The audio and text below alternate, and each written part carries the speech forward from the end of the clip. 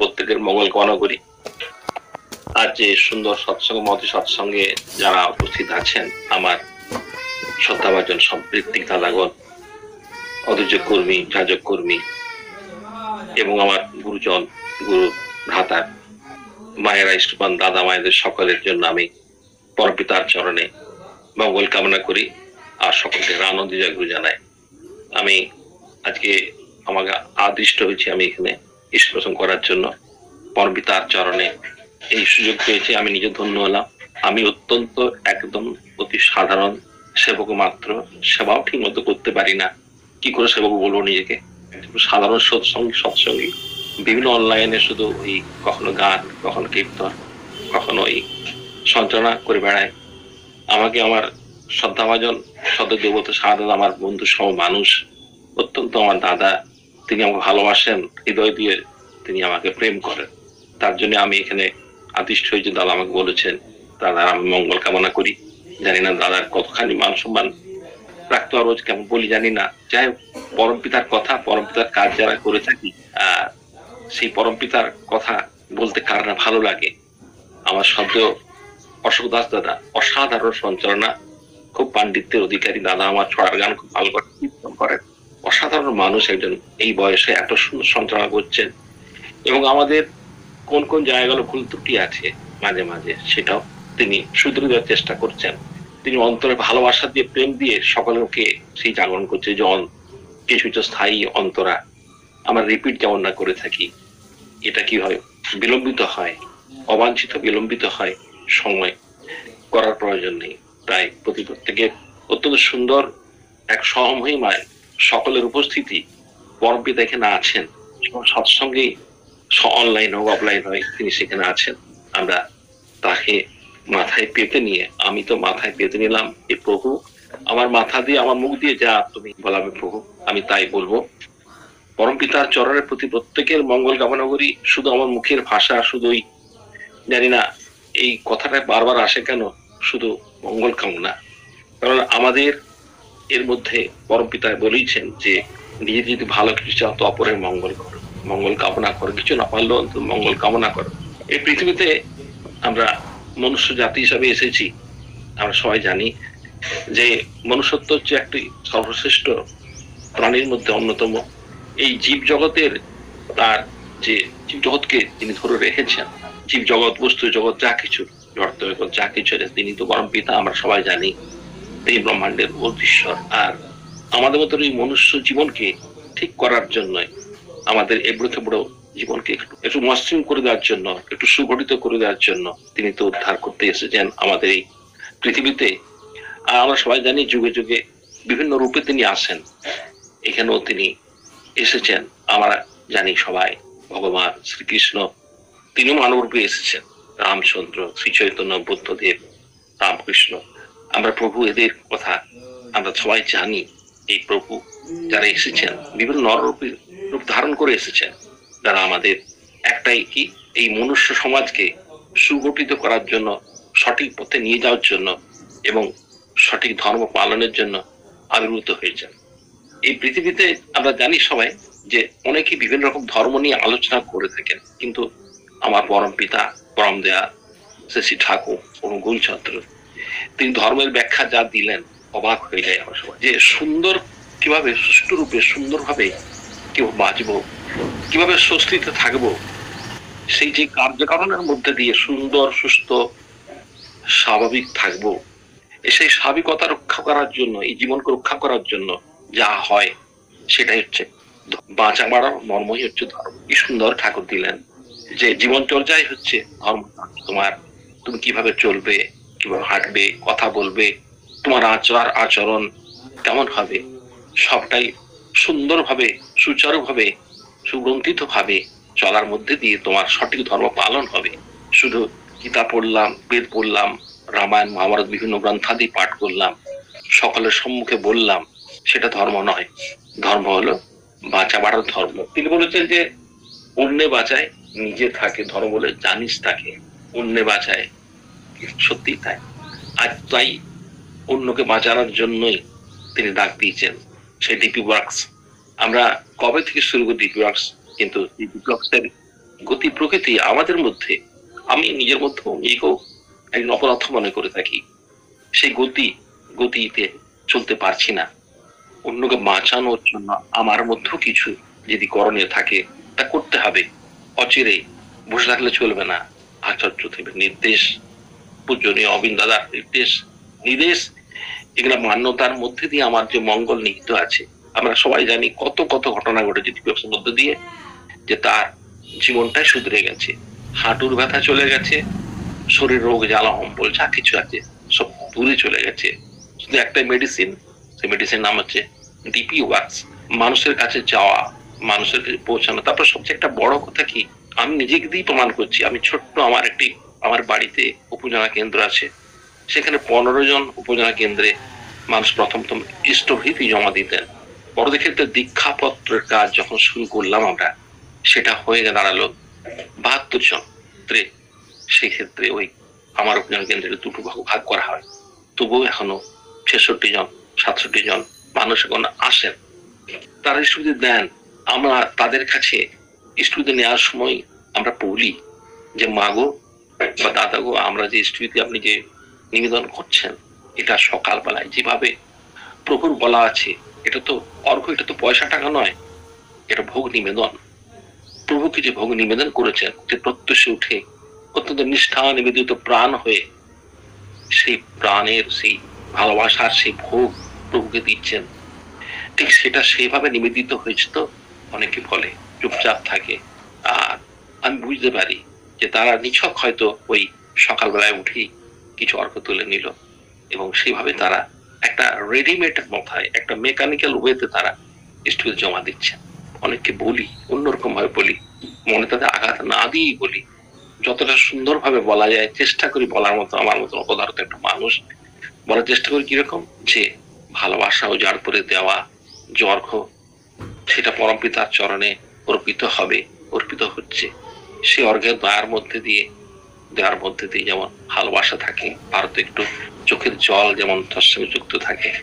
সেই কৃষ্ণ সুদামার কথা আমরা সবাই জানি, যে সেই চিড়িয়াখানা তিনি কিভাবে, তার কাছে কিছু নেই, সামান্য চিড়িয়াখানাতে নিয়ে যাচ্ছেন, গাঁটে বাঁধা, সে কাপড়ে বাঁধা তার বন্ধু বা তার ভগবান স্বয়ং শ্রীকৃষ্ণ ভগবানকে তিনি অর্পণ করবেন। তার কাছে সামান্য চিড়াটুকু নিয়ে যাবে, একবার করে সে চিড়ার দিকে তাকাচ্ছে আর তার চোখের জল বের হয়ে যাচ্ছে। সেই অশ্রুসিক্ত সেই চিড়া ভাজা, সেই চিড়ে প্রভুকে যখন দিলেন, বারবার চাইলেন, কৃষ্ণ আমার জন্য কি এনেছে বন্ধু বান্ধব, সখা তুমি কি এনেছো আমার জন্য। সামান্য সেই চিড়াখানি গাঁটতে বেঁধে যখন দিতে বাধ্য হলো, তখন সে খেয়ে তৃপ্তি পেলেন। আহা, অপূর্ব, কি অমৃত, কি সুন্দর প্রসাদ তুমি আমার জন্য রেখেছ, অথচ আমাকে দিয়ে তুমি দিচ্ছ না। এই যে একটা তিনি প্রভু গ্রহণ করলেন, এগুলো আমাদের কাছে একটা উপমা। আমাদের স্থবিতি এভাবে দিতে হয়। আমরা মেকানিক্যাল ওয়েতে নেবো না, তবে এর জন্য আমাদের লাগে ধারণা, প্রভু সম্পর্কে ধারণা। শ্রী ঠাকুর পর্যন্ত কি, কতখানি তাকে বোঝার মতো ক্ষমতা সকলের নেই। তিনি যে অসীম, তিনি যে সাগর, তাকে কখন মাপা যায় না। তবুও যতটুকু তা জানা যে সেটুকু যদি মানুষের মধ্যে সঠিকভাবে পরিবেশিত হয়, সঠিকভাবে পরিবেশিত হতে হবে, তবে তার মধ্যে সেই প্রাপ্তিযোগ ঘটবে, সেই ইষ্টবিধি দেওয়া, ঠাকুরের ভালোবাসা। ওই যে দাদা কীর্তনটি করলেন, যাহারও লাগিয়া জীবনে তোমার পূর্ণ তাহারে চেনো কি, তিনি ছাড়া আর কে আছে কাহার, সে কথা বন্ধু জানো কি। সত্যি তাই, তিনি ছাড়া আর কে আছে সে কথা বন্ধু জানো কি। আমরা পূর্ণভাবে তাকে চিনতে পারি না। হ্যাঁ, চিনবো তখনই পূর্ণভাবে যদি তার নির্দেশিত হতে পারি, যদি আমরা সেই নাম ধ্যান ঠিক সময়ে, ইষ্টবিধি নিবেদন, যজনা ইষ্টবিধি পরায়ণ হয়ে থাকা, আবার সময়ে সময়ে নাম ধ্যান করা। যদি কেউ আমরা বেশ কিছু সময় ধরে, আমাদের তো বলেছেন যে অন্তত সারাদিনে একবার যদি নাম ধ্যান করি, যদি 45 মিনিট বসে থাকি, তার সেই আজ্ঞাচক্রে তাকে যদি আমরা স্মরণ করি, মনন করি, খুব নিষ্ঠা নিবেদিত হয়ে, প্রাণ হয়ে, তাহলে তিনি কিন্তু আমাদের সামনে দিব্য হন। তিনি আমাদের সামনে, আমরা তার, তিনি যে কি কিছুটা হলেও চিনতে পারি। সেই জায়গাটা আমাদেরকে আসতে হবে। আমরা সারাদিন কর্মজগতের মধ্যে থাকি, এই যে আমাদের যে একটা প্রবৃত্তি কেন্দ্রিক চলন, একটা বেড়া জালের সময় আমরা একটা বাধা হয়ে আছি।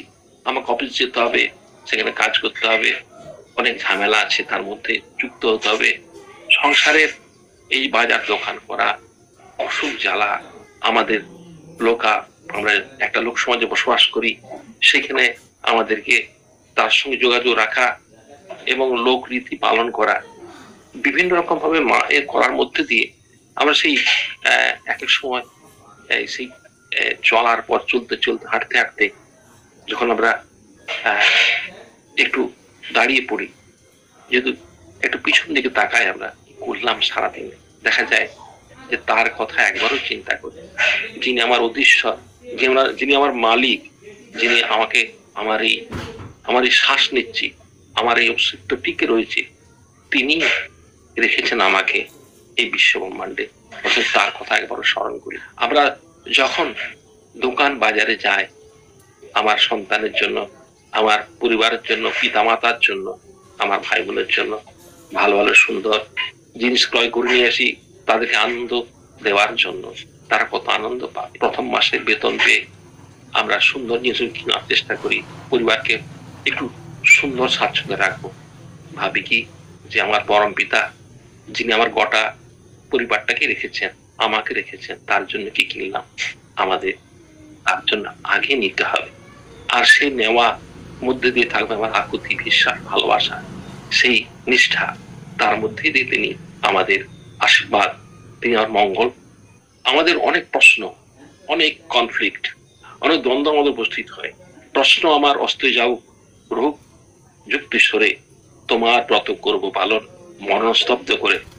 তার ব্রত, তার নির্দেশ আমাদের জন্য যা করা তিনি বলেছেন, তা সঠিকভাবে করার মধ্যে দিয়ে কিন্তু আমরা তার স্মরণ করবো, মনন করবো, তার ব্রত পালন করব। যদি মরণ আমার হাতে থেকে থাকে, তাকে স্তব্ধ করব, যে তাকে সরিয়ে রাখবো কিছুক্ষণের জন্য। আগে প্রভুর কথা আমাকে স্মরণ করতে দাও, তার প্রতি আমাকে একটু আমার শ্রদ্ধাঞ্জলি, আমার ভিতরের ভালোবাসা, নিষ্ঠা নিবেদিত আমার প্রেম, আমার শ্রদ্ধা, প্রণাম যেমন তাকে নিবেদন করতে পারি। এই মানুষের যে বুক ফাটানো টান, যেখানে প্রাণ সেখানে ধায়, তাহারই মন পেতে নিয়ে তার ভাবি সে পায়।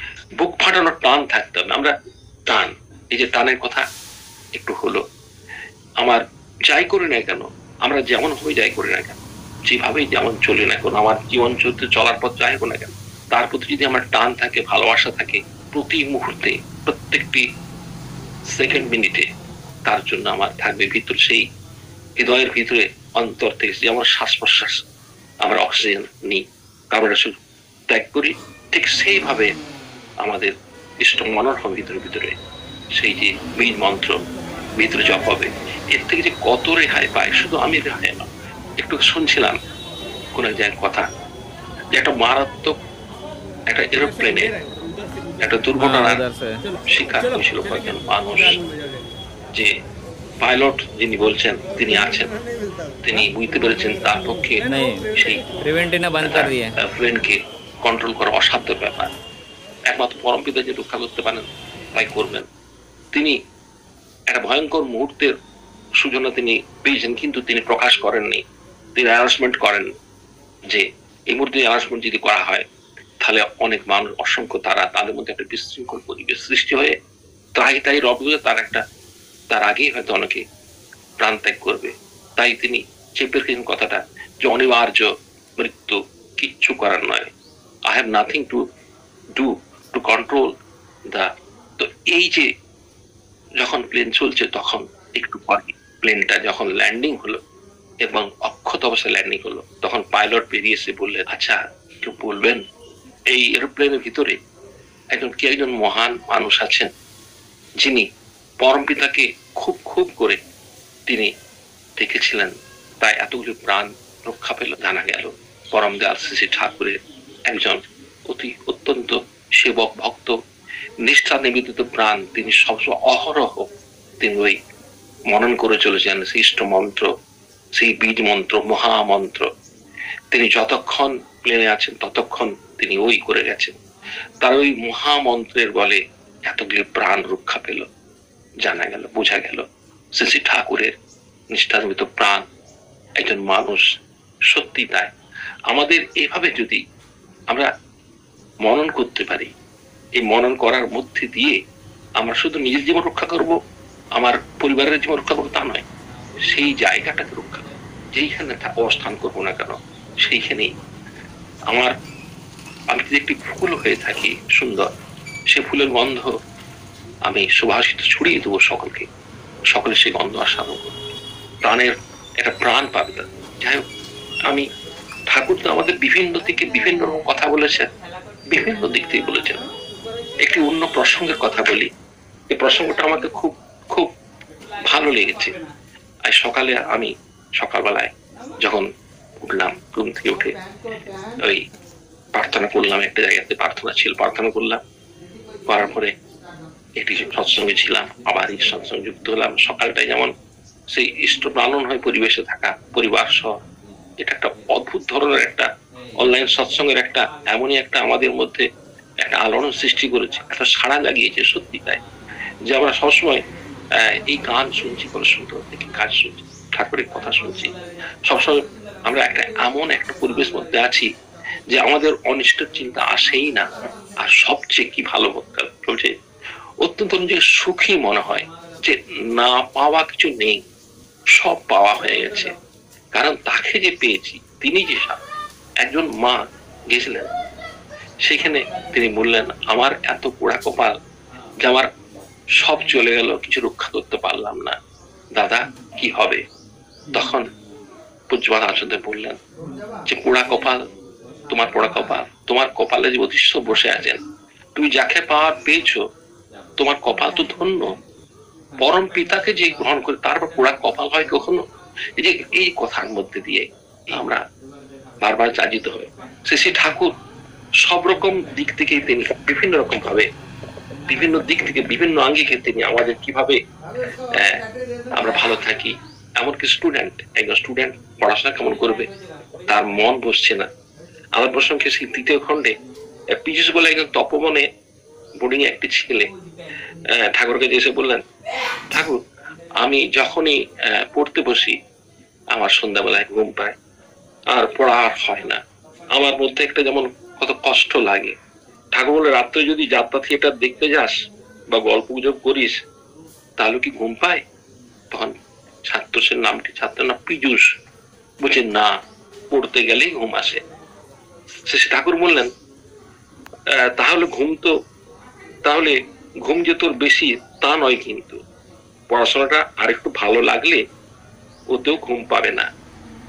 আচ্ছা, পড়াশোনার মধ্যে তোর কোন সাবজেক্ট সবচেয়ে ভালো লাগে? তখন পীযুষ বলল, অঙ্কই আমার সবচেয়ে ভালো লাগে। তখন ঠাকুর বললেন, তাহলে সন্ধ্যাবেলায় অঙ্ক করবি। অঙ্ক যখন ভালো লাগে তখন অঙ্ক করতে গিয়ে ঘুম নাও পেতে পারে। অঙ্ক করতে গিয়ে যদি ঘুম না পায়, তবে পরে অন্য যে সাবজেক্ট তোর কাছে ভালো লাগে সেই সাবজেক্ট সন্ধ্যাবেলায় পড়িস। এইভাবে আস্তে আস্তে অভ্যাস হয়ে যাবে। আর যদি ঘুম আসার ভাব হয় তখন উঠে একটু ঘুরে ফিরে বেড়াবি, কিংবা কারোর সঙ্গে গল্প গুজব করবি, পরে আবার পড়তে বসবি। ঘুম যদি আসে তবে বই বন্ধ করে রেখে কারোর সঙ্গে পড়াশোনার বিষয়ে নিয়ে আলোচনা করাও ভালো। নিজের পড়া বন্ধ রেখে অন্য কোনো ছেলেকে তুই ভালো জানিস এমনতর কোনো বিষয় যদি বোঝাস, তাহলে দেখবি ঘুম না পাওয়ার কথা। এইভাবে নানান ইতফাক করে দেখবি ঘুম কোথায় পালিয়ে যাবে। পড়তে গেলেই ঘুম পায় তার হবে না। ছেলেটি প্রণাম করে যাওয়ার পর শ্রী ঠাকুর বললেন যে অনেকেরই শরীর মন এত দুর্বল যে মাথার উপর একটু চাপ পড়লে তার স্ট্যান্ড করতে পারে না। নিদ্রা, আলস্য, অনিচ্ছা ইত্যাদি এসে ঘিরে ধরে। এর পিছনে অনেক সময় জন্মগত কারণ থাকে। পিতামাতার ভিতর অনুরাগ ও লাভ বৃদ্ধির অভাব থাকে, তাই সন্তান হয় ক্ষীণমনা। বাধাকে বাধ্য করে উদ্দেশ্য সাধনের পথে এগিয়ে যাবার মতো দৃঢ়তা থাকে না। স্ট্রাগেলের ভিতর পড়লে এরা জলে ডোবা মানুষের মতো হয়, জীবনই হয়ে ওঠে দুর্বহ এবং দুঃসহ। এমনি হয়তো ভালো মানুষ, কিন্তু করিতকর্মা হতে পারে না। খুব সিম্পাথেটিক সাইকোলজিক্যাল নেচার দিয়ে এদের এগিয়ে নিয়ে যেতে হয়। তাই বিবাহ ও দাম্পত্য জীবন সুনিয়ন্ত্রিত না হলে জাতির উন্নতি কঠিন কথা। এই যে এটা এই জন্যই আমি একটু পাঠ করলাম যে শেষ পেশ ঠাকুর যেটা বললেন যে দাম্পত্য জীবনটা যদি সুনিয়ন্ত্রিত না হয় এবং সুবিধিমতো বিবাহ যদি না সুন্দর, তাহলে সেই সন্তানের তো উন্নতি হবে না, পরিবার উন্নতি হবে না এবং জাতির উন্নতি হবে না। কত বড় কথা বলেছেন। সেই যে জায়গা, সেই জায়গাটা তিনি স্পর্শ করলেন। কোথা থেকে কোথায় ঠাকুর নিয়ে চলেন যে একটি সন্তানের মধ্যে ক্ষীণমনা, দুর্বল মনা, পড়াশোনা করতে পারছে না, ঠাকুর তার অবর্তমানে কথাটি বললেন, ভাবলেন এবং সেখানে যারা নিবেদিত ছিলেন তাদের সামনে তিনি তাই একটু কথা বলি যে সুখী পরিবার রচনার আমরা সেটা হচ্ছে বিবাহ থেকে, সুখী পরিবারটা হয়ে থাকে বিবাহ থেকে।